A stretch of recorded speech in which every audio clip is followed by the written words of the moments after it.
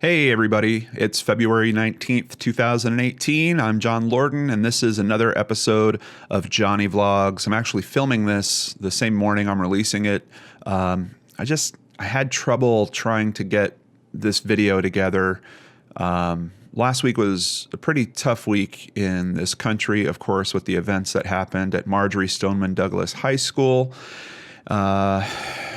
And I didn't want to do the same type of video that I saw everyone else doing on this last week. There's a lot of people that are sharing their thoughts and theories on how we could address this kind of thing.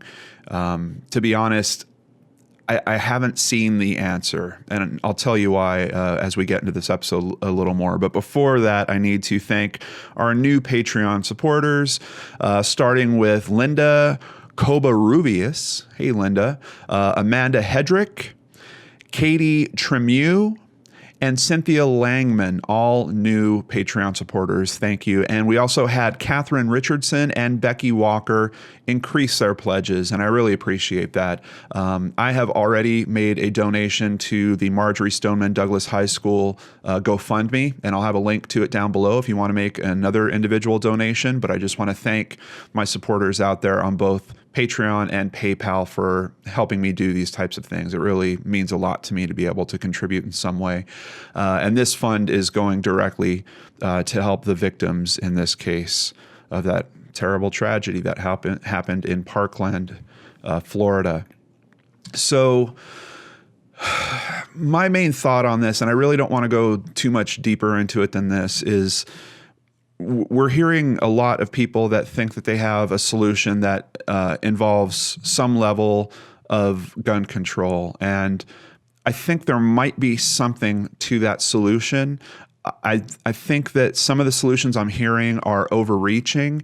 And the biggest problem that I have with these solutions is you've got this country very much divided on this issue, and you're really not addressing the half that are trying to hold on to that constitutional right. And it's a tough thing. I can't tell you guys that I have the answer, but what I can tell you is I think that everyone agrees that we think this is tragic, we think this is horrible, and we think that our schools need to be safer. And this is not a recent development. We have a history of this happening at our schools now. And even before it was shootings, even back when I was in high school in the 90s, we literally had a riot on our campus when they were trying to lock the school down.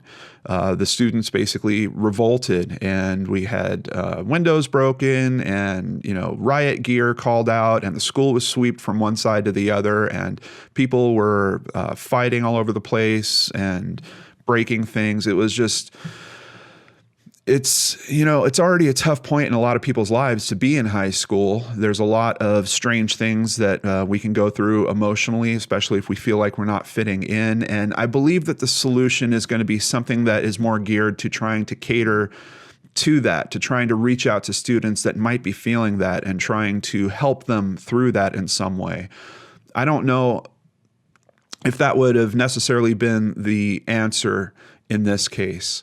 But it's so strange to me that I think as a country we can look at this and we can say, yes, there's a problem, there has to be a solution. But as soon as we start talking about the solution, we have this kind of big jump to, okay, then now we need to knock out all of this type of weapon being sold.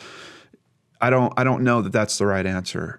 Maybe limiting who can have access to those weapons, maybe raising the age limit on who can buy those weapons, maybe having manufacturers' quotas on those types of weapons, so only so many could be produced per year, which would drive the price up and maybe get it out of the hands of people that are younger. It's strange to me that in this country where a lot of us need a car to actually get our lives going, it's much easier to get a gun than it is to get a car in terms of price. So I don't know. Like I said, I don't have the answer, but I do believe that we are a very creative country. I do believe the answer is out there. I hope that the two sides have some place where they're meeting to discuss these things and to try to figure this out. And I'm also struggling a little bit with the we have a lot of accusations towards the FBI. On my Twitter account, I retweeted the YouTube video where the guy said several months ago, he got a comment from this kid saying he was going to do this. The kid did not use an alias. He used his actual name. And then we're hearing that a friend of his also contacted the FBI. We're hearing that the police might have had multiple notices of him being problematic. And for some reason, all that information just didn't get funneled together in a place where someone could say, hey, we need to send a couple agents out and just check on this person. Even that, would it have helped? I don't know. Could it have made things worse? Possibly. Maybe. I don't know that that's the right approach for trying to solve this type of problem where you have someone that feels like a social outsider and they need to make the world pay in some way for how they're feeling. So I just hope that more conversation continues on this. If I do see some type of solution to this that I think is brilliant, I will certainly share it with you guys. But right now, I'm not quite seeing that. But if anything, like I said, we can all agree that this should not be happening. This was tragic. They're going to need resources to deal with this for the victims, for the survivors. There's a lot of issues that they're going to be facing. And let's make sure that they don't turn into people that feel like they are not fitting into society because of this event, which would be even more terrible. So if you are moved to donate, please look in the description box below and you'll see a GoFundMe there. On top of that, kind of another tough thing last week, but really has a bit of a silver lining, is the Liam Colgan story. I heard from so many of his friends that reached out through YouTube, contacted me directly, hit me up on Twitter. Very appreciative of the coverage, very hopeful that he might still be found. His brother has already flown back out to Germany. He's on the ground there. His soon-to-be wife actually went with him this time. They're doing everything they can to find him. We're hearing of a few sightings. I believe there's CCTV footage of him the night that he actually went missing, walking alone. We're now hearing of a sighting by a baker that could be, I think it's about 15 miles south of where the guys were all having their bachelor party. And the baker seems certain that this was Liam. He said that he did seem somewhat confused or disoriented. And of course, this calls back to, at least for me, to the Lars Matonk case. And perhaps, a big theory in that case is that Lars had gone through something when he had the fight. Someone hit him in the head, maybe caused some type of issue for him. I think we're starting to feel that way with Liam's case too, that something might have happened to him where he's not quite got his faculties in the right place. I don't know if he's trying to find his way home. I don't know if he even realizes what he's doing, but there's been a couple of sightings. There's been little traces with scent dogs where they think that they're onto a trail of his. I'm just hoping that we have the best in that outcome. There was also a body that was found in the river nearby. However, authorities have given a description of that body to Liam's brother, and they are fairly certain that it is not Liam. So as far as we know, the search is still on, and I just wanted to let you guys know that our hearts are with you, and we're hoping that Liam gets to come home safe and sound. On top of all that, moving into this week, we are bringing back a guest from last year.